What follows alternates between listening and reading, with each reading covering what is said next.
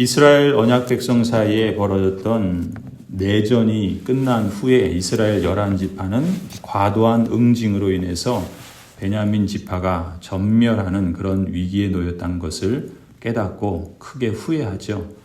그래서 이스라엘 전체는 본래 하나님과 맺은 언약 안에서 연합된 하나의 공동체인데 한 지파가 소멸하는 것은 곧 공동체 전체의 몰락과도 같은 의미를 가졌던 것입니다.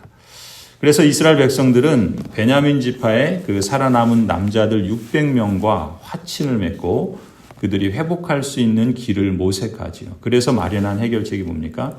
미스바 총회에 불참했던 길르앗 야베스 사람들을 진멸하고 거기서 400명의 처녀들을 사로잡아서 베냐민 지파의 남은 남자들 600명과 혼인시키는 그런 방법을 모색합니다.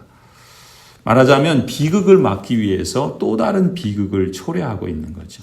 성급한 맹세 때문에 생긴 일을 해결하면서 또다시 성급한 맹세를 행하는 그러한 길을 선택하고 있습니다.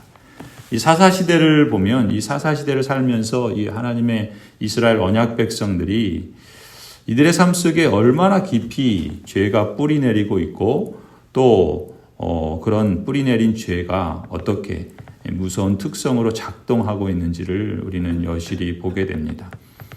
이렇게 해서 길르앗에서 데려온 처녀 400명을 내전에서 패하여 숨어있던 베냐민 남자 600명과 결혼을 시키죠. 그런데 여전히 200명의 여자가 부족한 거예요.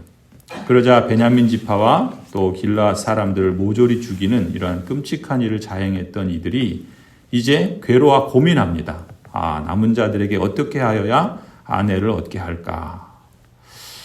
그러면서도 이들은 어떻게 합니까? 자신들의 그 신앙의 이름으로 맹세했던 그 맹세, 그리고 그 맹세를 깨트리면 저주를 받을 것이라는 그런 사실을 들먹이면서 남은 베냐민 남자 200명에게는 정작 자신들의 딸은 줄 생각은 없다, 줄 수 없다, 그렇게 물러서지요. 그래서 해결책을 찾아낸 묘안이 있죠. 그게 뭡니까? 자기들의 맹세를 지키는 대신에 악행을 주선하는 그러한 어처구니 없는 결정을 또다시 반복합니다. 뭐라고 조언하죠? 그들은 그 이스라엘 언약 백성의 장로들은 베냐민의 남은 자손들에게 실로에서 매년 축제가 열리는데 그 축제가 열릴 때 춤을 추러 나온 실로의 처녀들을 납치하라, 이렇게 조언을 하는 거예요. 그리고 그 일이 문제가 될 경우 문제가 되지 않도록 자신들이 책임지겠다 약속을 하죠. 만일 그 처녀들의 아버지나 오빠들이 시비를 걸어서 오면은 이를 정당화할 수 있다라는 논리를 이렇게 설명하죠. 22절에 보면은 전쟁에서 여자를 잡아다가 아내로 삼던 여자들을 빼앗아 온 것도 아니니 딸들을 이 베냐민 사람들의 아내로 삼도록 해 주십시오. 또 당신들도 맹세를 했지만 딸들을 그들에게 준 것이 아니니까 당신들이 맹세를 스스로 깨트린 것도 아니요 라고 하면서 명분도 제시합니다. 결국 또다시 자신들의 알량한 그 신앙적인 명분 또 신앙적인 형식을 지키면서 오히려 편법을 자행하는 걸 개의치 않아요. 부끄러워하지 않습니다. 그리고 다른 사람들에게 희생을 강요하는 그런 방식을 행하고 있는 거예요. 그래서 결국 거룩한 절기에 여인들이 하나님께 감사하며 춤을 추러 나왔는데 그 틈을 노려서 베냐민 남자들이 강제로 그 여인들을 납치하여 아내로 삼습니다.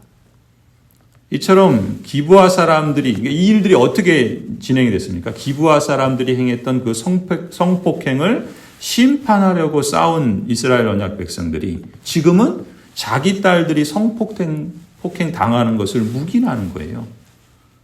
그것도 맹세라고 하는 신앙적 명분을 지키고 또 신앙이라는 이름으로 오히려 더 큰 악을 자행하고 있는 것이죠. 사사기는 이렇게 끝납니다. 사사기는 그야말로 고난받고 압제받는 여인들의 이야기로 끝이 나요. 그러니까 하나님의 통치가 없을 때, 하나님을 왕으로 인정하지 않을 때 그 하나님의 통치가 부재해서 그 부재로 인한 사회에서 그야말로 사회악은 어디로 흘러가는가? 사회적으로 가장 낮은 사람들에게 흘러가게 돼 있습니다. 그거는 하나님의 언약 백성들만이 아니라 이 사회도 그렇습니다. 통치의 부재로 인한 사회에서 사회악은 결국 가장 낮은 사람에게 흘러 그들을 갈기갈기 찢겨버립니다. 사사기는 그것을 우리에게 보여주고 있고 그것이 가나안 이방 민족들에게만이 아니라 하나님의 언약 백성들에게 나타나고 있다는 것을 보여주고 있죠. 성도 여러분, 우리는 이미 임한 하나님 나라에 속한 언약 백성이지요. 언약 백성으로서 앞으로 완성될 하나님 나라의 영광과 승리를 소망하면서 전투하는 교회로서 이 땅을 밟고 살아가고 있습니다. 하지만 적과 꿀이 흐르는 땅에 발을 들여놓았다고 행복한 인생이 보장되는 건 아닙니다. 하나님께 날마다 순종하지 않으면 그것은 가시와 엉겅퀴를 내고 슬피우는 울음만 깊어가는 저주의 땅이 될 수도 있습니다. 그렇게 보면은 날마다 우리가 하나님 앞에서 어떻게 응답하며 살아야 하는 것이 언약 백성으로서의 우리의 큰 책임이고 또 특권이라는 것을 우리는 잊지 않았으면 좋겠습니다.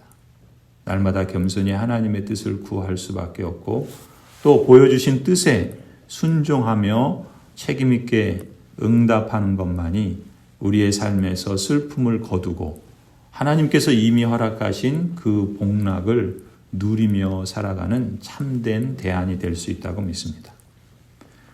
오늘 본문은 이렇게 사사기를 마감하고 있습니다. 우리는 사사기 묵상을 시작하면서 신앙의 이름으로 포장된 욕망의 시대라는 표현으로 사사시대를 묘사했습니다. 이 사사시대, 이스라엘 언약 백성들의 역사를 읽으며 우리는 선과 악이 혼재된 인간의 실상과 만나게 되었습니다. 특히 하나님의 부르심과 구원의 은혜를 입은 이스라엘 언약 백성들이 가나안 땅을 밟고 살면서 하나님의 말씀과 뜻에 어떻게 응답하며 살았는가를 보았습니다. 오늘 21장 25절은 이렇게 끝이 나죠. 그때에는 이스라엘의 왕이 없었으므로 사람들은 저마다 자기의 뜻에 맞는 대로 하였다. 이렇게 끝나는 사사기의 마지막 구절은 안타깝게도 사사시대를 규정하는 전문 용어가 되었습니다. 그런데 무서울 정도로 놀라운 점은 무엇입니까? 이미 3,000년이나 지난 오늘날 우리 사회에도 비슷한 실상들이 벌어지고 있다는 느낌을 지울 수가 없는 것 아닙니까? 사사시대 이스라엘 언약 백성들은 말과 표현은 종교적인 것 같은데 마음과 행동은 가나안의 풍요의 신을 믿고 따르는 우상 숭배적 문화에 맞서 싸우는 경우보다 풍요와 성공이라는 욕망을 추구하며 그 우상적 욕망에 넘어지는 모습을 여과 없이 보여주었습니다. 이러한 사사기를 때때로 곱씹어 묵상하면서 우리가 누구이고 또 어떻게 하나님께 응답하며 살아가야 할지를 우리는 늘 진지하게 성찰해 보았으면 합니다. 절대 진리를 부정하고 자기 욕망에 충실한 삶을 추구하는 오늘날과 같은 포스트 모던의 땅을 밟고 사는 언약 백성으로서 이미 유사한 시대 정신을 갖고 가나안 땅에서 살았던 과거 언약 백성들의 역사를 통해서 우리는 죄 아래 인간의 실상의 비참함을 깨달을 뿐만 아니라 특히 우리 자신이 종교인이라고 자처하지만 신앙적인 말과 표현들을 자유롭게 구사하지만 실상은 하나님을 왕으로 경외하지 않고 자신이 왕이 되어 자기 소견에 오른 대로 자기의 뜻에 맞는 대로 사는 인생의 열매가 무엇인지를 우리가 간파할 수 있기를 바랍니다.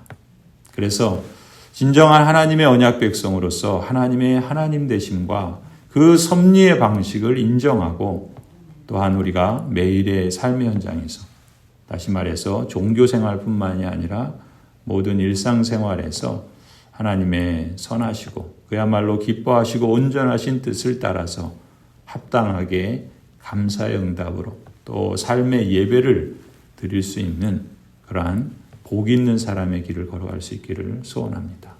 이 복된 길을 성실하고 또 신실하게 하나님 앞에서 또 사람 앞에서 추구해 나아가는 복된 하나님의 언약 백성들, 또 우리 교회 모든 성도들이 되기를 간절히 축원합니다. 기도하시겠습니다. 하나님, 오늘 사사기 말씀을 이제 묵상하며 마지막 그 단락을 우리가 함께 살펴보았습니다. 지난 여러 날 동안 사사시대의 역사를 우리가 읽으며 하나님의 언약 백성들이 살아오며 그들의 삶의 현장에서 어떻게 하나님께 응답하며 살았는가를 여실히 보았습니다. 그들이 승리하며 또 환호를 할 때도 있었고, 또 그들이 죄로 인해 통곡하며 또 그 죄의 열매들을 먹으며 비참함에 처했던 것도 보았습니다. 하나님, 우리의 인생이 그렇습니다. 그럼에도 불구하고 하나님께서 우리를 거룩하고 영광스러운 하나님 나라, 생명의 나라, 복된 그 나라에 들이시고 또 우리와 함께 그 길을 걸어가 주시니 감사합니다. 우리가 날마다 허락된 이 삶의 걸음들을 주님과 함께 동행하게 하여 주옵소서. 하나님의 말씀을 들을 때 그 말씀을 우리 마음에 깊이 새길 수 있도록 성령 하나님 역사하여 주시고, 또 새겨진 말씀이 우리의 말과 또 마음과 또 행실로 잘 표현될 수 있도록 하나님 우리를 이끌어 주시옵소서. 이 세상에 물들어서 또 이 세상의 사고방식과 또 이 세상의 삶의 그 습관들, 유행들을 따라서 우리도 모르게 젖어든 그 악한 습성들을 버릴 수 있도록 우리를 일깨워 주시고, 또 하나님, 우리에게 하나님의 성령께서 새롭게 부어주신 거룩함과 또 화평과 하나님의 형상을 회복한 그 아름다운 모습들을 더욱더 불릴 듯 일으켜 주셔서 참으로 우리의 삶에서 성령의 열매들을 맺어갈 수 있도록 우리 의지를 치고 우리의 말과 행실을 새롭게 할 수 있도록 하나님 우리를 주장하여 주시옵소서.